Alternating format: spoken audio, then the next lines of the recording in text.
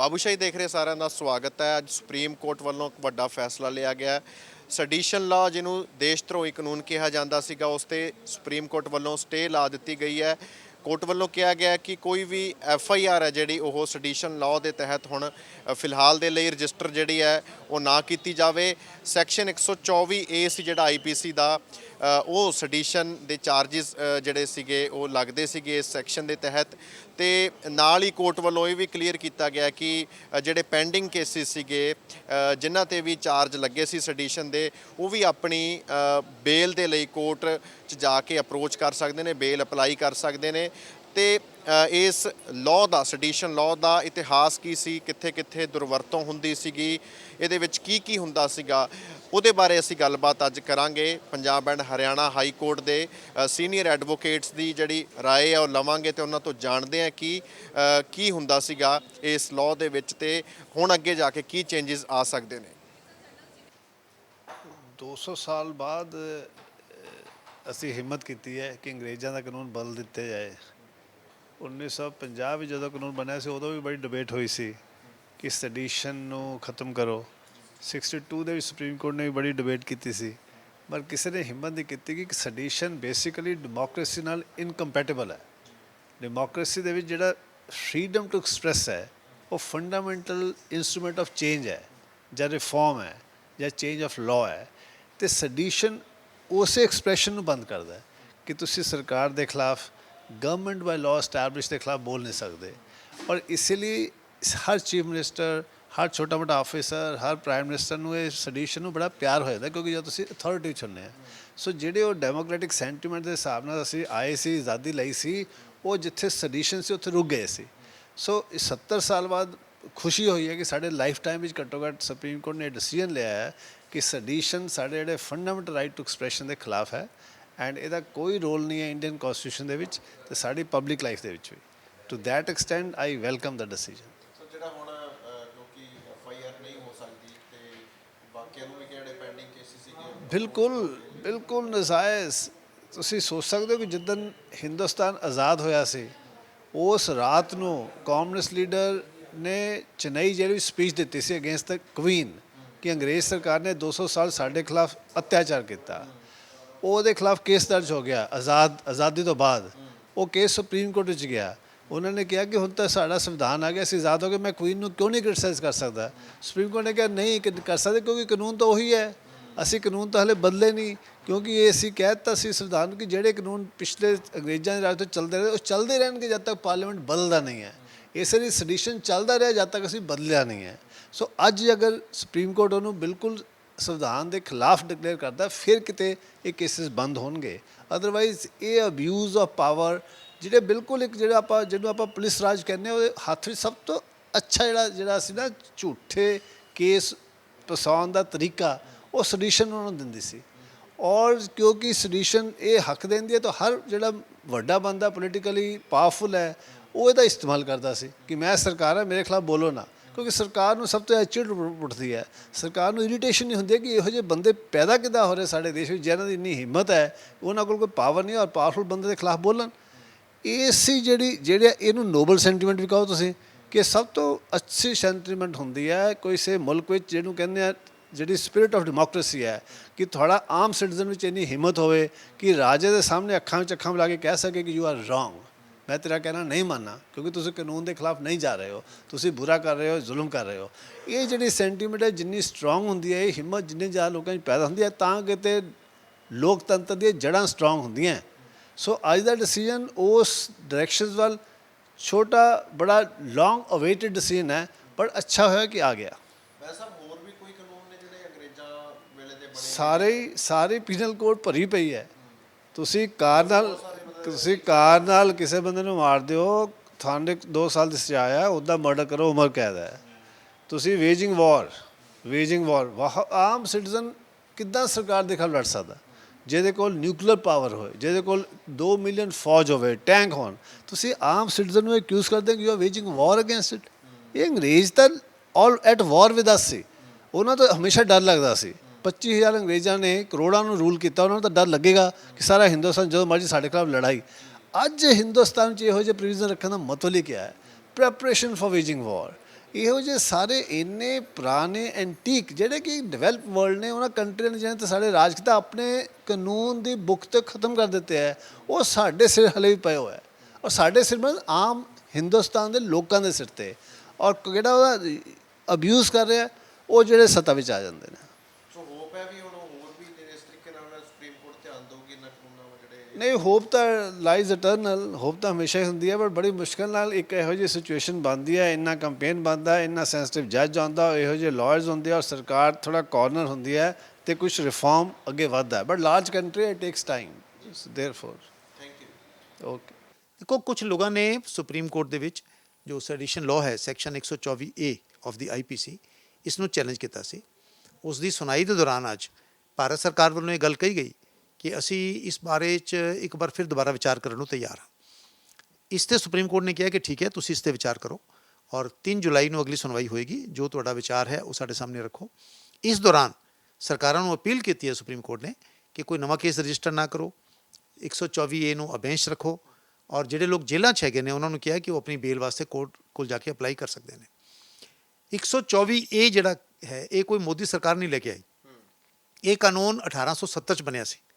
ਉਸ ਤੋਂ ਬਾਅਦ 60-70 ਸਾਲ ਤੱਕ ਕਾਂਗਰਸ ਦੀ ਸਰਕਾਰ ਰਹੀ, ਤਦ ਵੀ ਇਹ ਕਾਨੂੰਨ ਰਿਹਾ ਔਰ ਅੱਜ ਸਾਡੀ ਸਰਕਾਰ ਹੈ ਤਦ ਵੀ ਇਹ ਕਾਨੂੰਨ ਹੈ। 1962 ਦੇ ਵਿੱਚ ਕੇਦਾਰਨਾਥ ਸਿੰਘ ਨਾਂ ਦੇ ਇੱਕ ਸੱਜਣ ਨੇ ਇਸ ਨੂੰ ਚੈਲੰਜ ਕੀਤਾ ਸੀ। ਉਹਨੇ ਕਿਹਾ ਕਿ ਇਹ ਗੈਰ ਸੰਵਿਧਾਨਿਕ ਹੈ।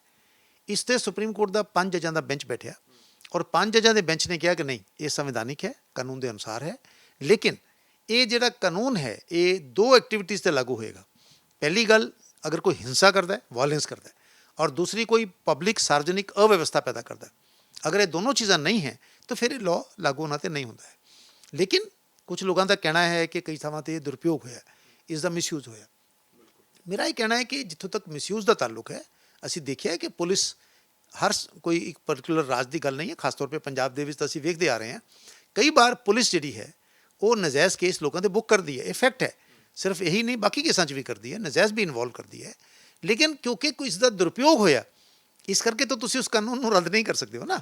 ਅਗਰ ਉਸ ਕਾਨੂੰਨ ਨੂੰ ਸਿਰਫ ਇਸੇ ਕਰਕੇ ਰੱਦ ਕਰ ਦੋਗੇ ਕਿ ਦੁਰਉਪਯੋਗ ਹੋਇਆ, ਫਿਰ ਤਾਂ ਪਤਾ ਨਹੀਂ ਕਿੰਨੇ ਕਾਨੂੰਨ ਤੁਹਾਨੂੰ ਰੱਦ ਕਰਨੇ ਪੈਣਗੇ।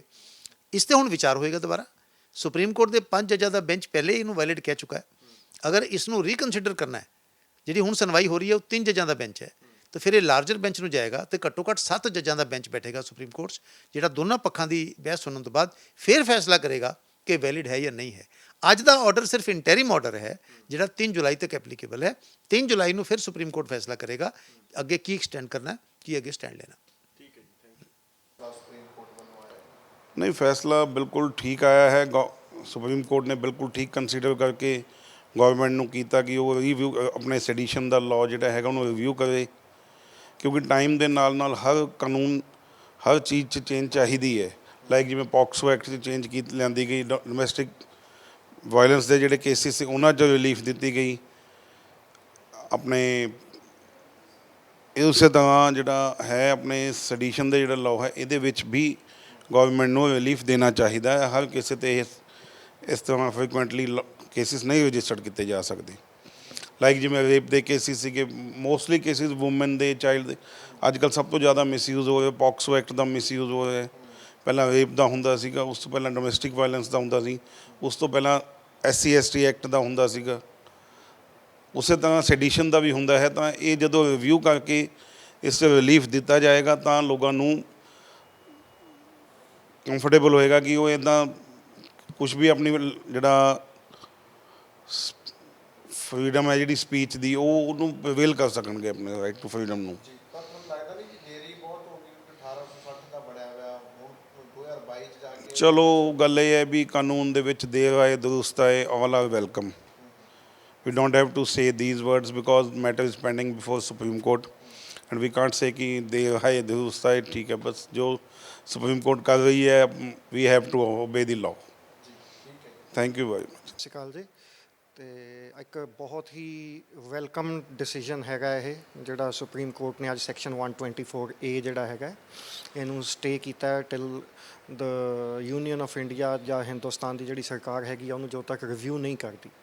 ਜਿੱਥੇ ਤੱਕ ਸੈਕਸ਼ਨ 124A ਦੀ ਹਿਸਟਰੀ ਦਾ ਸਵਾਲ ਹੈਗਾ ਹੈ, ਇਹ ਆਪਾਂ ਸਭ ਜਾਣਦੇ ਹਾਂ 1857 ਦੇ ਵਿੱਚ ਫਸਟ ਵਾਰ ਆਫ ਇੰਡੀਪੈਂਡੈਂਸ ਲੜੀ ਗਈ, ਜਿਹੜੀ ਆਪਣੀ ਕਲੋਨੀਅਲ ਬ੍ਰਿਟਿਸ਼ ਗਵਰਨਮੈਂਟ ਦੇ ਖਿਲਾਫ ਪਹਿਲੀ ਅਪਰਾਈਜ਼ਿੰਗ ਸੀਗੀ।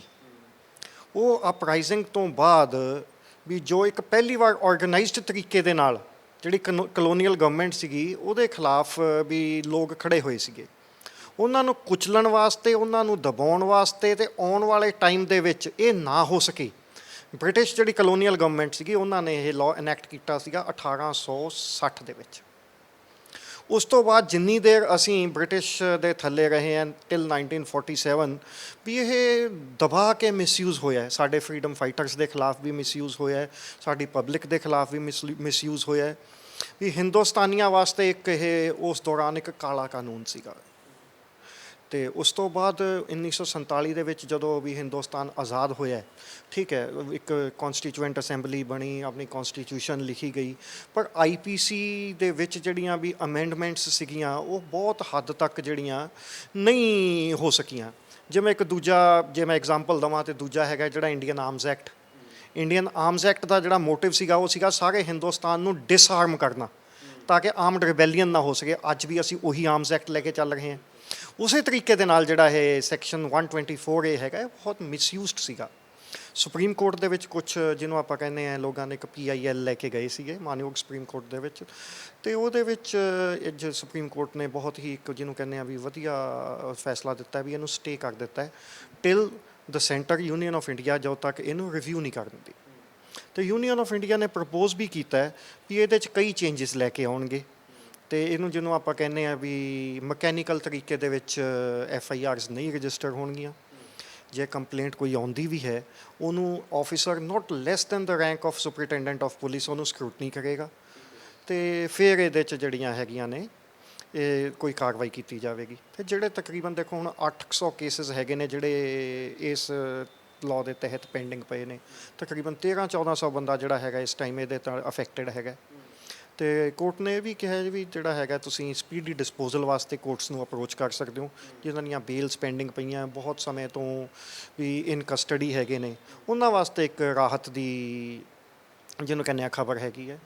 ਬਾਕੀ ਮੈਂ ਵਧਾਈ ਦੇਣੀ ਚਾਹਾਂਗਾ ਸਰਕਾਰ ਨੂੰ ਵੀ ਜਿਨ੍ਹਾਂ ਨੇ ਵੀ ਇਹ ਇੱਕ ਐਫੀਡੇਵਿਟ ਦਿੱਤਾ ਹੈਗਾ ਜਿਹਨੂੰ ਆਪਾਂ ਕਹਿੰਦੇ ਹਾਂ ਉਹਨਾਂ ਨੇ ਕਿਹਾ ਕਿ ਅਸੀਂ ਇਹਨੂੰ ਰਿਵਿਊ ਕਰਾਂਗੇ।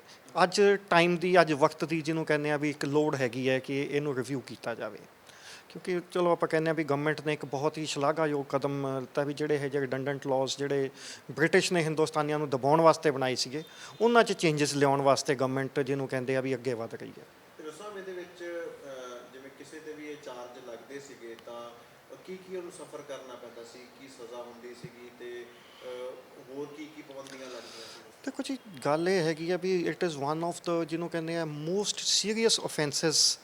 ਜਦੋਂ ਆਪਾਂ ਕਹਿੰਦੇ ਹਾਂ ਵੀ ਜਦੋਂ ਤੁਸੀਂ ਵੀ ਇੱਕ ਸੈਡੀਸ਼ਨ, ਇੱਕ ਦੇਸ਼ ਧਰੋਹ, ਅੱਜ ਆਪਾਂ ਕੋਈ ਵੀ ਗੱਲ ਕਰਦੇ ਹੈਗੇ ਹਾਂ ਵੀ ਐਟਲੀਸਟ ਵੀ ਅਸੀਂ ਹਿੰਦੁਸਤਾਨ ਦਾ ਕਾਨੂੰਨ ਉਹਦੀ ਸਹੁੰ ਖਾ ਕੇ ਹਰ ਚੀਜ਼ ਕੀਤੀ ਜਾਂਦੀ ਆ, ਉਹਦੇ ਤਹਿਤ ਅਸੀਂ ਜੀਨੇ ਹਾਂ ਵੀ ਜਦੋਂ ਤੁਸੀਂ ਉਸੇ ਦੇ ਖਿਲਾਫ ਜਿਹਨੂੰ ਆਪਾਂ ਕਹਿੰਦੇ ਹਾਂ ਵੀ ਤੁਹਾਡੇ 'ਤੇ ਇੱਕ ਇਲਜ਼ਾਮ ਲੱਗ ਗਿਆ ਹੈ ਅਤੇ ਉਹਦੇ 'ਚ ਵੀ ਜਿਹਨੂੰ ਕਹਿੰਦੇ ਆ ਵੀ bail is a very big problem. ਅਤੇ ਬਹੁਤ ਸਾਰੀਆਂ ਇਹਦੇ 'ਚ ਜਿਹੜੀਆਂ ਚੀਜ਼ਾਂ ਸੀਗੀਆਂ ਵੀ ਇਹ ਵੀ ਪ੍ਰੋਲੋਂਗਡ ਪੀਰੀਅਡ ਆਫ ਕਸਟਡੀ ਅਤੇ ਬਹੁਤ ਇਹਦੇ 'ਚ ਦਿੱਕਤਾਂ ਆਉਂਦੀਆਂ ਸੀਗੀਆਂ ਵੀ ਜਿਹਨੂੰ ਕਹਿੰਦੇ ਆ ਵੀ ਇਹਦੇ 'ਚ ਵੀ ਇੱਕ ਜਦੋਂ ਲੇਬਲ ਹੀ ਲੱਗ ਜਾਂਦਾ ਸੈਡੀਸ਼ਨ ਦਾ ਉਹਨੂੰ ਜਸਟੀਫਾਈ ਕਰਨਾ ਬੜਾ ਮੁਸ਼ਕਿਲ ਹੋ ਜਾਂਦਾ ਸੀਗਾ। ਕੋਈ ਹੋਰ ਵੀ ਇਸ ਤਰ੍ਹਾਂ ਦੇ ਕਾਨੂੰਨ ਨੇ ਜੀ ਜਿਹੜੇ ਰਿਵੈਂਪ ਨਹੀਂ ਹੋ ਪਾਏ, ਮਿਸਯੂਜ਼ ਜਿਵੇਂ ਤੁਸੀਂ ਇਹਦਾ ਉਦਾਹਰਨ ਦਿੱਤੀ ਮਿਸਯੂਜ਼ ਹੋ ਰਹੇ ਨੇ ਜਿਨ੍ਹਾਂ 'ਤੇ ਵੀ ਅੱਖ ਹੈਗੀ ਜਾਂ PIL ਵਗੈਰਾ ਪਈਆਂ ਨੇ ਕਿ ਜਿਨ੍ਹਾਂ ਨੂੰ ਦੁਬਾਰਾ ਰੀ-ਐਗਜ਼ਾਮਿਨ ਕੀਤਾ ਜਾਵੇ? ਦੇਖੋ ਇਹੋ ਜਿਹੇ ਬਹੁਤ ਸਾਰੇ ਵੀ ਲਾਜ਼ ਹੈਗੇ ਨੇ ਜਿਨ੍ਹਾਂ 'ਚ ਵੀ ਅੱਜ ਜ਼ਰੂਰਤ ਹੈਗੀ ਹੈ ਬਿਕੋਜ਼ ਅਸੀਂ ਉਹੀ ਕੰਟੀਨਿਊ ਕਰਦੇ ਆ ਰਹੇ ਹਾਂ। ਬ੍ਰਿਟਿਸ਼ ਜਿਹੜਾ ਸਿਸਟਮ ਹੈਗਾ ਸੀਗਾ ਵੀ ਅੱਜ ਤਾਂ ਅਸੀਂ ਜਦੋਂ ਆਪਣੇ ਲਾਅ ਦੀ ਗੱਲ ਵੀ ਕਰਦੇ ਹਾਂ, ਜਦੋਂ ਆਪਾਂ ਪ੍ਰੈਸੀਡੈਂਟਸ ਵੀ ਸ਼ੁਰੂ ਕਰਦੇ ਹਾਂ ਅਸੀਂ ਪ੍ਰੀਵੀ ਕਾਊਂਸਲ ਤੋਂ ਕਰਦੇ ਹਾਂ, ਠੀਕ ਹੈ, ਅਤੇ ਉਦੋਂ ਵੀ ਵਰ ਜਸਟ ਸਬਜੈਕਟਸ। ਅਸੀਂ ਅੰਗਰੇਜ਼ਾਂ ਦੇ ਸਬਜੈਕਟ ਸੀਗੇ, ਅਸੀਂ ਖੁਦ ਮੁਖਤਾਰ ਨਹੀਂ ਸੀਗੇ, ਅਸੀਂ ਇੱਕ ਆਜ਼ਾਦ ਦੇਸ਼ ਦੇ ਵਾਸੀ ਨਹੀਂ ਸੀਗੇ। ਅੱਜ ਅਸੀਂ ਇੱਕ ਆਜ਼ਾਦ ਦੇਸ਼ ਦੇ ਵਾਸੀ ਹੈਗੇ ਹਾਂ, ਖੁਦ ਮੁਖਤਾਰ ਆ, ਆਪਣੇ ਨੁਮਾਇੰਦੇ ਅਸੀਂ ਆਪ ਚੁਣਦੇ ਹਾਂ। ਅੱਜ ਬਹੁਤ ਸਾਰੇ ਕਾਨੂੰਨ ਹੈਗੇ ਨੇ ਜਿਨ੍ਹਾਂ ਨੂੰ ਵੀ ਰਿਵਿਊ ਕਰਨ ਦੀ ਜ਼ਰੂਰਤ ਹੈਗੀ ਹੈ। ਬਹੁਤ ਸਾਰੇ ਲਾਜ਼ ਜਿਹੜੇ ਰਿਡੰਡੈਂਟ ਹੋ ਚੁੱਕੇ ਨੇ ਅਤੇ ਬਹੁਤ ਸਾਰੀਆਂ ਜਿਹੜੀਆਂ ਹੈਗੀਆਂ ਚੇਂਜਸ ਲਿਆਉਣ ਦੀ ਲੋੜ ਹੈਗੀ ਹੈ। ਹੁਣ ਕੀ ਹੋਊਗਾ ਇਹਦੇ ਬਾਰੇ ਬ੍ਰਦਰ, ਭਾਰਤ ਦੇ ਵਿੱਚ ਜਦੋਂ ਅੰਗਰੇਜ਼ ਰਾਜ ਕਰਦੇ ਸਨ ਤਾਂ ਉਹਨਾਂ ਨੇ ਕੋਡੀਫਾਈਡ ਲਾਅ ਲਿਆਂਦਾ। ਕੋਡੀਫਾਈਡ ਲਾਅ ਮੀਨਸ ਜਿਹੜਾ ਕਿਤਾਬਾਂ 'ਚ ਲਿਖਿਆ ਕਾਨੂੰਨ, ਕਿਸ ਤਰ੍ਹਾਂ ਕਾਨੂੰਨ ਦੇ ਰਾਹੀਂ ਰਾਜ ਕੀਤਾ ਜਾ ਸਕਦਾ, ਲੋਕਾਂ ਨੂੰ ਉਹਦੇ ਸੁਵਿਧਾਵਾਂ ਦੇਣੀਆਂ ਵੀ ਹੈ, ਗੁਨਾਹਗਾਰ ਨੂੰ ਪਨਿਸ਼ ਕਰਨਾ ਵੀ ਆ ਜਾਂਦਾ, ਸਾਰਾ ਕੁਛ ਉਹਦੇ ਵਿੱਚ। ਤਾਂ 124 ਸੈਕਸ਼ਨ 124 ਏ ਐਡ ਕੀਤਾ ਗਿਆ 1860 ਆਈਪੀਸੀ ਦੇ ਵਿੱਚ ਵੀ ਕੋਈ ਵੀ ਆਦਮੀ ਜਿਹੜਾ ਦੇਸ਼ ਧਰੋਹ ਕਰੇਗਾ, ਸੈਡੀਸ਼ਨ ਕਰੇਗਾ, ਬਗਾਵਤ ਕਰੇਗਾ ਗੌਰਮੈਂਟ ਦੇ ਖਿਲਾਫ, ਚਾਹੇ ਉਹ ਲਿਖਤੀ ਕਰੇ, ਚਾਹੇ ਉਹ ਬੋਲ ਕੇ ਲਫ਼ਜ਼ਾਂ ਰਾਹੀਂ ਕਰੇ, ਚਾਹੇ ਉਹ ਸਾਈਨਸ ਰਾਹੀਂ ਕਰੇ, ਮਤਲਬ ਬਾਡੀ ਲੈਂਗੁਏਜ ਰਾਹੀਂ, ਇਸ਼ਾਰਿਆਂ ਰਾਹੀਂ, ਜੇ ਸਰਕਾਰ ਦੇ ਖਿਲਾਫ ਬਗਾਵਤ ਕਰ ਰਿਹਾ ਹੈ ਤਾਂ ਉਹ ਦੇਸ਼ ਧਰੋਹ ਮੰਨਿਆ ਜਾਏਗਾ, ਸੈਡੀਸ਼ਨ ਮੰਨਿਆ ਜਾਏਗਾ। 1860 'ਚ ਲਾਅ ਆਇਆ, ਉਹ 'ਚ ਟਾਈਮ ਟੂ ਟਾਈਮ ਅਮੈਂਡਮੈਂਟ ਵੀ ਹੋਈ ਇੱਕ, ਫਾਈਨਲੀ ਸੁਪਰੀਮ ਕੋਰਟ ਚੈਲੰਜ ਹੋਇਆ ਆਫਟਰ ਪਾਰਟੀਸ਼ਨ। 62 ਦੇ ਵਿੱਚ ਸੁਪਰੀਮ ਕੋਰਟ ਨੇ ਉਸ ਲਾਅ ਨੂੰ ਅਪਹੈਲਡ ਕਰਤਾ। ਪਰ ਅੰਗਰੇਜ਼ ਸਰਕਾਰ ਦੀ ਇੱਕ ਮਜਬੂਰੀ ਸੀ, ਉਹ ਬਗਾਨੇ ਲੋਕ ਸਨ, ਉਹਨਾਂ ਨੇ ਮੁਲਕ 'ਤੇ ਰਾਜ ਕਰਨਾ ਸੀ। ਉਹਨਾਂ ਨੂੰ ਰਾਜ ਕਰਨ ਵਾਸਤੇ ਜਿਹੜਾ ਵੀ ਉਸ ਵੇਲੇ ਦੀ ਗੌਰਮੈਂਟ, ਕਿਉਂਕਿ ਉਹ ਸਾਡੀ ਆਪਣੀ ਗੌਰਮੈਂਟ ਨਹੀਂ ਸੀ, ਉਸ ਗੌਰਮੈਂਟ ਨੇ ਇੱਥੇ ਰਾਜ ਕਰਨਾ ਸੀ ਅਤੇ ਇੱਥੋਂ ਦੇ ਲੋਕ ਉਹਨਾਂ ਵਾਸਤੇ ਬਗਾਨੇ ਸਨ। ਬਗਾਨਿਆਂ ਦੇ ਖਿਲਾਫ ਉਹ ਦੇਸ਼ ਧਰੋਹ ਨੂੰ, ਸੈਡੀਸ਼ਨ ਨੂੰ ਮਿਸਯੂਜ਼ ਕਰਦੇ ਸਨ ਤਾਂ ਕਿ ਲੋਕ ਬਗਾਵਤ ਨਾ ਕਰਨ। ਲੇਕਿਨ ਹੁਣ ਸਮੇਂ ਦੇ ਹਾਲਾਤ ਨਾਲ ਸਾਨੂੰ ਆਜ਼ਾਦੀ ਮਿਲੀ ਹੈ। ਆਜ਼ਾਦੀ ਦੇ ਵਿੱਚ ਇਹ ਮਤਲਬ ਬਿਲਕੁਲ ਡੈਮੋਕ੍ਰੇਸੀ ਦਾ ਮਤਲਬ ਇਹ ਹੈ ਵੀ ਤੁਸੀਂ ਆਪਣੀ ਸਰਕਾਰ ਦੇ ਖਿਲਾਫ ਬੋਲ ਸਕਦੇ ਹੋ, ਆਪਣੇ ਮੁਲਕ ਦੇ ਖਿਲਾਫ ਨਹੀਂ ਬੋਲ ਸਕਦੇ।